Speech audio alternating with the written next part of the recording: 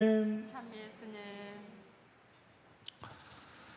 예, 오늘 마태오복음 13장 54절 이하에 나오는 말씀은 예수님께서 고향 사람들에게서 믿지 못하는 배척을 당하시고 이렇게 쟤는 목수의 아들 아니야? 이런 얘기를 들으면서 예언자는 어디서나 존경을 받지만 고향과 집안에서만 존경받지 못한다는 말씀을 우리는 오늘 들었습니다. 이 마태오복음의 이 말씀처럼 아무리 밖에서 유명한 사람도 집안 식구들 그런 경우 많이, 밖에서는 대단한 분인데 집에 가면 그냥 부인한테 무슨 고양이 앞에 쥐가 되는 아빠들도 많이 있고 신부님도 여기 신부님은 별로 요즘에 존경도 받지도 않는 것 같은데, 아무튼 집안에 가면 더 웃기죠. 집에 있는 조카들이 날 볼 때 아멘 삼촌이라고 하는데, 아멘 삼촌 별 볼 일 없죠. 용돈을 팍팍 주는 것도 아니고 별 볼 일 없습니다. 특히 가까이 있는 사람이 사실을 더 많이 알기도 하지요. 신부님이 어떤 사람이냐? 우리 사무장님한테 물어보면 단박입니다. 그 인간, 말도 하지 마라. 이렇게 나오면 이제 그 신부님 사실 별 볼일 없습니다. 사무장님이 제일 잘 알죠? 대답을 안 하시네요, 우리 사무장님. 하여튼 이 가까이 있는 사람들이 더 잘 아는 것도 사실이에요. 그래서 특히 남을 가르치는 직업을 가진 사람들, 신부님은 가족이 없으니까 하는데, 목사님이나 학교 선생님들, 이런 아무튼 가르치는 정치하는 분들이나 교수들, 이런 사람들의 가족 관계 안에서 굉장히 갈등이 많습니다. 밖에 나가서는 덕망 높은 소리를 많이 하는데 집에 오면은 그 덕망 높은 소리 같이 살지 못하는 경우가 많이 있는 거예요. 그러면 집에 있는 가족들이 볼 때는 저 사람은 밖에서 보이는 거 말하는 거하고 집에서 전혀 다른 애에서 굉장한 이질감 때문에 가족들이 고통받는 경우가 되게 많거나, 그런 경우도 실제로 많이 일어나죠. 근데 그런 경우이기도 하면서 오늘 이 말씀에는 우리가 되게 깊이 새겨들어야 될 그런 것들이 있습니다. 무엇이냐면, 오늘 먼저 아무튼 지금 오늘 마태오복음 오늘 13장 54절은요, 이 원래 원전이 마르코복음인 건 아시죠? 제일 먼저 나와 있는 건 마태오복음이지만 제일 먼저 쓰여진 건 뭐죠? 마르코복음이죠. 마태오복음이 1번에 나와 있는 이유가 뭐라 그랬죠? 처음에 족보 때문에 이게 제일 먼저 쓰여진 줄 알고 1번에다 놓고 성서 편집을 한 거예요. 근데 나중에 보니까 사료적인 어떤 역사 편집 비평을 들어가 보니까 마르코복음이 원전인 겁니다. 마르코복음 6장 1절 이하에 있는 거의 비슷합니다. 지금 오늘 이야기하고 거의 그대로 가져오면서 약간 고쳤죠. 몇 군데. 마르코복음에서는 예수님을 목수라고 얘기를 했는데, 오늘 마테오복음에서는 목수의 아들로 나옵니다. 이래서 오늘 이 복음에 나오는 목수의 아들이라는 이 표현 때문에 요셉이 뭐였다? 목수였다는 걸 알게 된 거예요. 그래서 노동자의 주부 성인이 어쩌고저쩌고 얘기 나오는 이유는 오늘 마테오복음에 나오는 예수님 보고 목수의 아들이라고 얘기했던 건데, 오늘 이 목수라는 단어는 실제로 저기 지금 성화에 나오는 목공일을 하는 목수냐, 이 단어 자체가 목수일 뿐만 아니라 지붕 고치고 하수도 고치고 온갖 집안의 일을 하는 일을 업으로 사는 사람, 노동자라는 얘기입니다. 사실은 이 단어가 우리나라 말로 목수라고 표현이 되기도 하고 장인이라고 표현되기도 하고 여러 가지 표현이 있는데, 오늘 전문직 목수만을 의미하는 것이 아니라 우리 일상생활에서 필요한 모든 일들을 하는 노동자라는 얘기입니다. 노동자. 그래서 사실은 부유한 집이다? 아니죠. 굉장히 어려운 집이라는 얘기죠. 예수, 걔, 그거 굉장히 어려운 집 아들 아니야. 아버지가 막노동하셨지. 이런 얘기입니다. 그래서 예수님 태어나셔서 성전에 바칠 때 집비둘기, 산비둘기 한 쌍 바쳤다는 얘기 기억나시죠? 예, 모세 율법에 보면은 가장 가난한 사람들이 바쳤던 것이 맛배의 제물이 집비둘기, 산비둘기였거든요. 그러니까 이 동네 사람들이 목수의 아들, 목수다라고 얘기하는 거는 그 아버지와 아들이 굉장히 가난한 집, 그 집, 그 집 형편없는 굉장히 어려운 집의 아들이야. 그러니 오늘 예수님 얘기가 들어오겠습니까? 예? 그 과외도 못 받고 거기 특수고도 못 갔어. 특수고인가? 뭐도 못 갔어. 서울대 못 갔어. 그 집 너무 어려워서 못 가. 뭐 이런 요즘 말로 얘기하면 이제 그런 거죠. 그 어려운 집 아들이야. 또 마르코복음에는 예수님이 기적을 많이 행하실 수 없었다 이렇게 나오죠. 사람들이 믿지를 않으니까 그 이야기를 마테오복음은 좀 고쳤습니다. 마치 예수님이 능력이 없어 보이는 것처럼 오해할까 봐 많은 기적을 행하시지 않았다 이렇게 고칩니다. 자, 뭐 그런 거. 루카복음은 이 마르코, 마테오를 참조해서 썼는데 여기는 훨씬 더 나아갑니다. 또 다른 사료들이 있었던 거죠. 루카복음은 예수님 말씀이 마음에 안 드니까 이 동네 사람들이 예수님을 벼랑에서 밀어버리려고 했는데 예수님이 그 사람들 사이를 그냥 지나가셨다 이렇게 나옵니다. 동네 사람들 무섭습니다. 고향 사람들이 예수님을 죽이려고 했던 장면이 루카복음 4장에는 더 첨가해서 나오고요. 요한복음에는 재밌습니다. 요한복음에는 여러 번 나오는데 4장에는 그 처음 이제 파스카 세 번 간 거죠. 요한복음에선 파스카 그 명절 지내고 왔더니 그 예루살렘 성전에서 동네 사람들, 고향 사람들이 북쪽에서 많이 왔었던 거예요. 예수님이 하신 수많은 말씀과 기적을 보고 깜짝 놀란 겁니다. 그거를 직접 보고. 그래서 다시 고향에 온 예수님을 다들 그냥 환대를 하는 거죠. 처음에는. 왜? 너무 신기했어. 명절 때 그걸 보고선 예수님을 기적도 할 줄 알고 그러면서 이제 6장에 뭐라고 나옵니까? 아니 저 목수의 아들 아니야? 또 이렇게 나오죠. 그러다가 7장에 가면, 오늘 저기에는 안 나와 있는데 7장에 가면은 예수님의 가장 가까운 친인척들이 예수님을 믿지도 않으면서 뭐라고 합니까? 너 이런 촌구석에서 이렇게 할 게 아니란 말이야. 그 능력을 가지고 서울로 가라 이거예요. 사람 많은 데 가서 그 능력을 발휘해라. 이건 뭐죠? 뭔가 그걸로 해서 돈벌이를 한다든가 무슨 권력을 차지해라. 이런 거를 예수님의 가장 가까운 친인척들이 부추기는 게 요한복음 7장에 나옵니다. 그러니까 이런 모든 복음서, 4대 복음서 안에 나오는 이 모든 이야기들로 볼 때 실제로 예수님이 고향 사람들이나 친인척들, 가까운 형제들에게 그닥 그렇게 예수님의 진면목을 알아보는 사람은 있었다 없었다? 없었다는 것이 거의 이거는 역사적으로 예수님을 가까이 있었던 사람들 중에 예수님을 알아본 사람은 실제로 없었다는 게 거의 지배적이죠. 왜냐하면 모든 복음서에 다 나오는 얘기입니다. 이 얘기가 지금 아주 요한복음에는 심하게 나와.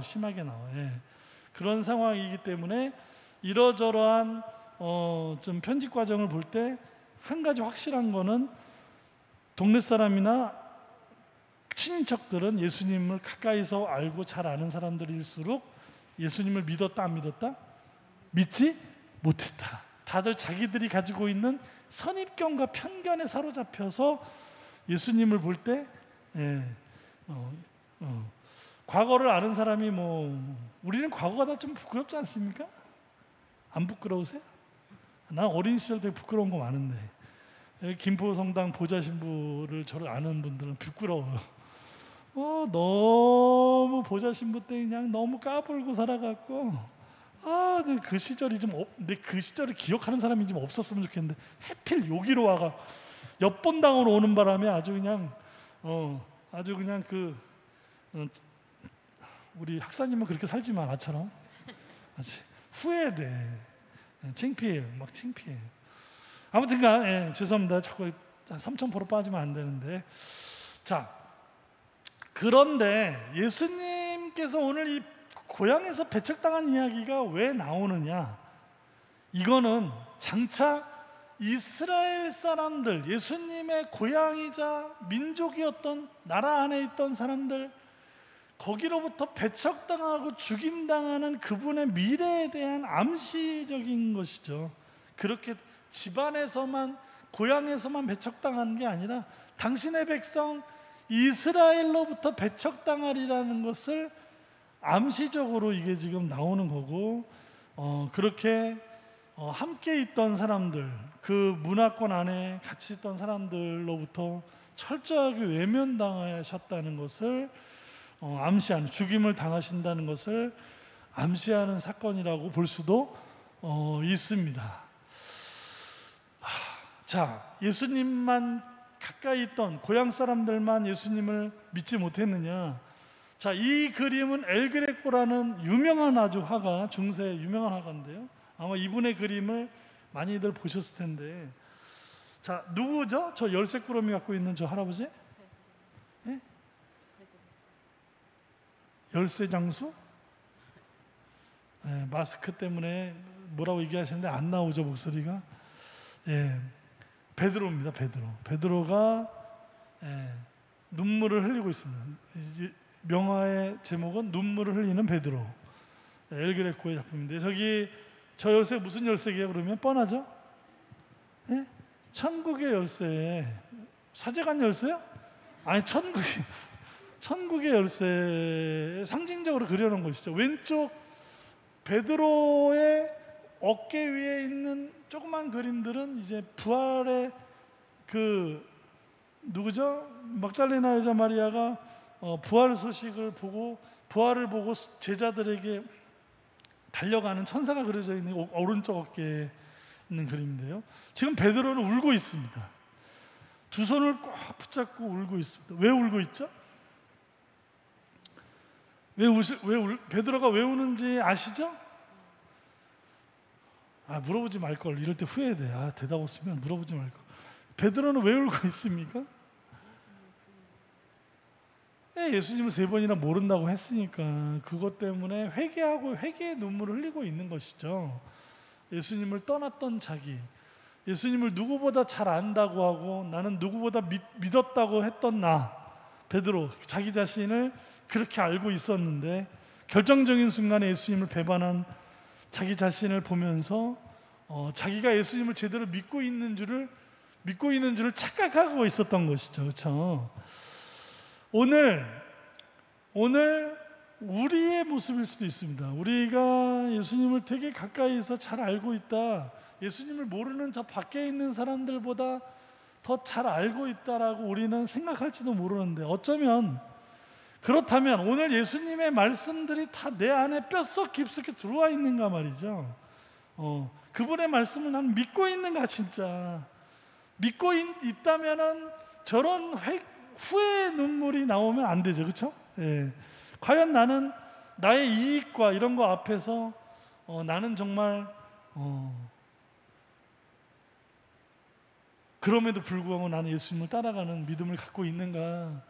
예수님 늘 성체를 모시고 말씀을 듣는 나, 성서에는 너희가 주님 한다고 다 하늘나라 가는 것은 아니다, 이 악을 쌓는 자들아, 이런 얘기 나오는 거 기억나시죠? 예. 어쩌면 우리도 어느 부분 예수님이라는 강물 속에서 늘 살았지만 안에는 젖어 들어오지 않는 돌처럼, 강물의 돌처럼, 어쩌면 우리가 예수님을 잘 안다고 착각하고 있을 뿐 어쩌면 잘 모르고 있는지도 모르겠다. 어젯밤에 이 강론을 준비하면서 더더군다나 사제인 제 자신을 볼 때 너는 정말 예수님의 말씀 하나하나가 네 안에 스며 있느냐, 너의 존재가 되는 언어로 살고 있느냐 할 때 너무 부끄러워서 저 베드로 할아버지의 눈물이 꼭 마치 저의 눈물처럼 이렇게 너무 가슴이 아팠습니다. 성 아우스틴 성인의 고백록에 나와 있는, 여러분 아마 너무나 잘 아실 텐데 우리 같이 한번 읽어볼까요? 늦게야 님을 사랑했습니다.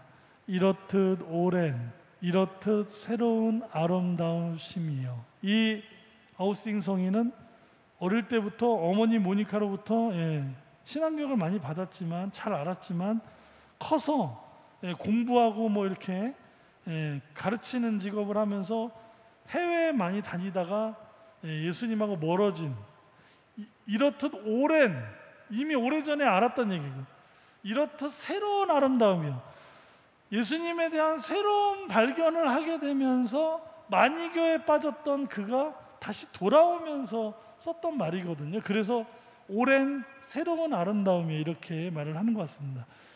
늦게야 당신을 사랑했습니다. 내 안에 님이 계시거늘 나는 나 밖에서 님을 찾아.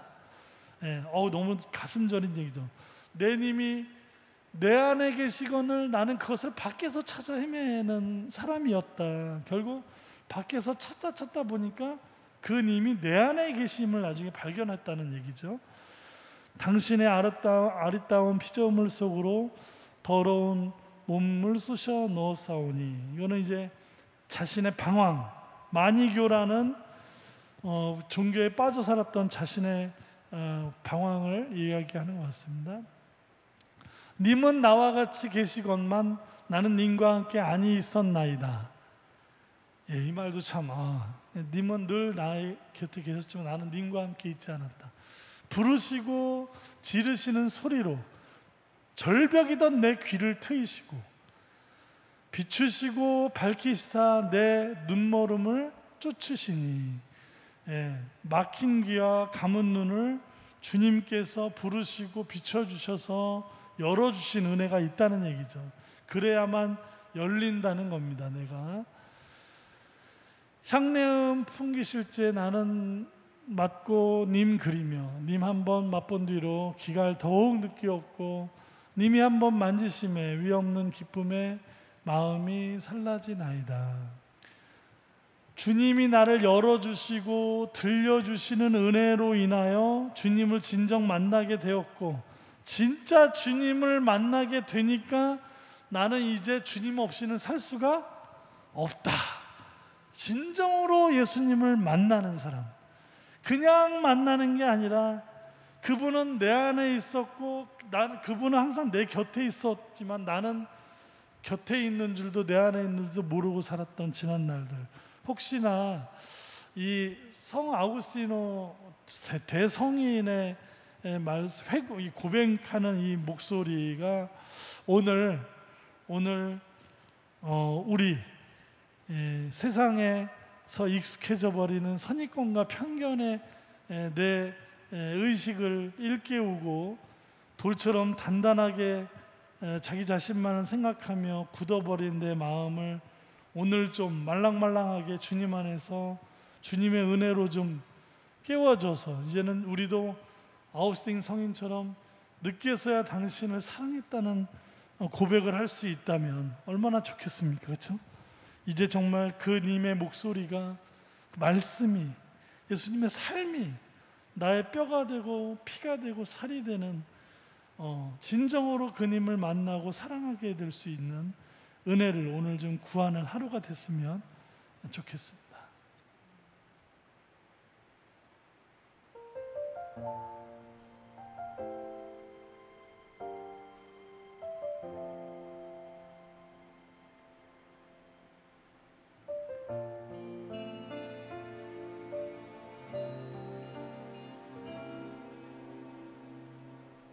주님, 저에게 자비를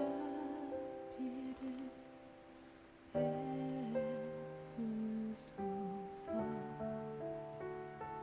지난 시간을 용서하소서. 제가 곧 나으리이다. 당신은 나의 모든 죄를 손으로 빚으시는 분. 당신은 나의 어둠을 환한 빛으로 밝혀주는 분. 주님, 당신이 빚으신 작은 조각 저의 가난한 마음을 고백합니다.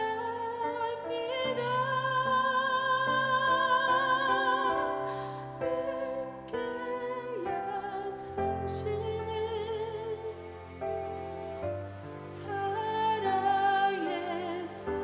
사랑했습니다. 이토록 오래된 이토록 새로운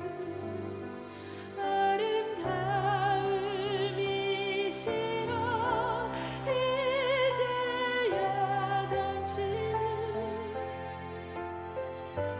난 바라봅니다.